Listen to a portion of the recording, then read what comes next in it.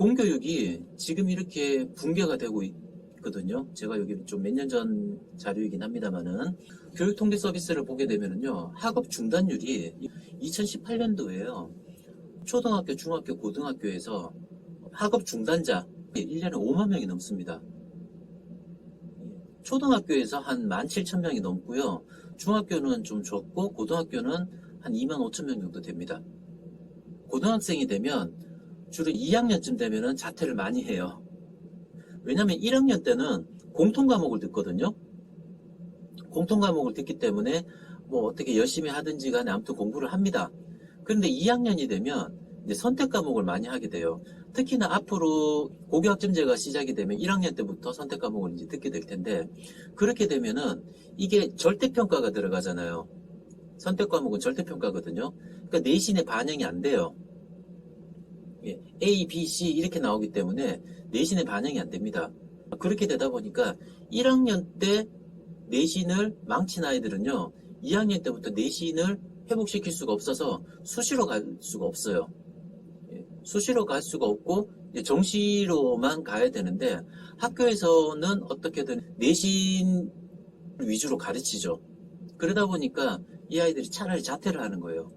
자퇴를 해서 검정고시를 보고 정시 올인을 하게 되는 거죠. 그래서 이렇게 자퇴율이 높아집니다. 그런데 이렇게 자퇴한 아이들이 과연 정말 생각처럼 자기가 스스로 공부를 할 수 있을까? 저는 거기에 대해서 조금 미지수 같은 생각을 하고 있습니다. 왜냐하면 학교는요, 어쨌든 시스템이 딱 갖춰져 있어요. 공부해야 될 시간표가 일단 나와 있고요. 그리고 그 과목들마다 선생님들이 다 배정되어 있죠.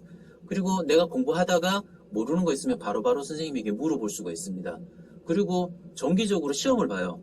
시험을 봐서 내가 어느 정도 수준인지, 뭘 모르는지 이런 거를 찾아낼 수가 있죠.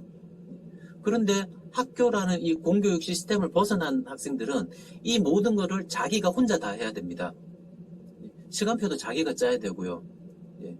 그 다음에 자기를 가르쳐줄 선생님, 내가 배울 선생님도 자기가 골라야 됩니다.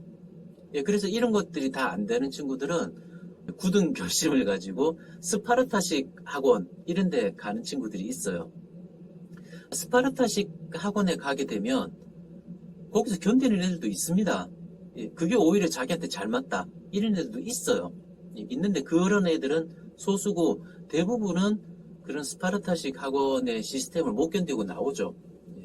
학교에서 제공하는 이렇게 딱 짜여져 있는 공교육 시스템을 못 견디는 애가 본인이 나가서 자신만의 시스템을 구축해야 된다 그러면은 못합니다.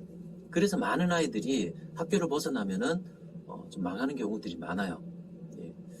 그래서 학업 중단자 수가 이렇게 많이 늘어나고 있고요. 코로나로 인해서 교실에서 중위권이 많이 사라졌습니다. 자, 왜 그러냐면은요, 상위권은 자신만의 공부 루틴이 있어요. 어떤 상황이 되더라도 자기가 공부를 하는 루틴이 있단 말이에요. 공부 방법이. 그래서 코로나가 되고 어떤 뭐 온라인 교육으로 바뀌고 하더라도 자기의 공부 방법대로 공부를 합니다. 그래서 상위권을 유지를 해요. 하위권은요, 어차피 공부 안 하죠. 그러니까 그냥 하위권으로 그대로 머물러 있습니다.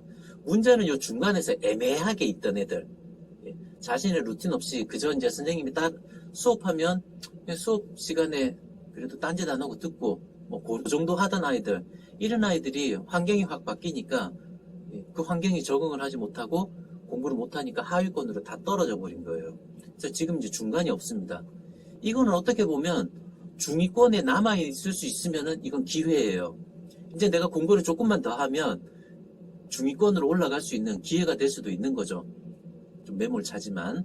근데 어쨌든 이제 엔데믹으로 돌아서면서 학교 교육이 다시 이제 정상화가 되었는데, 과연 이 온라인 교육에 익숙했던 아이들이 학교 교육에 다시 적응을 할 수가 있을까? 요거는 조금 시간이 걸릴 것 같아요. 실제로 지금 초등학교 4학년 다니는 어머님이 그러시더라고요. 아이가 입학할 때 코로나였대요.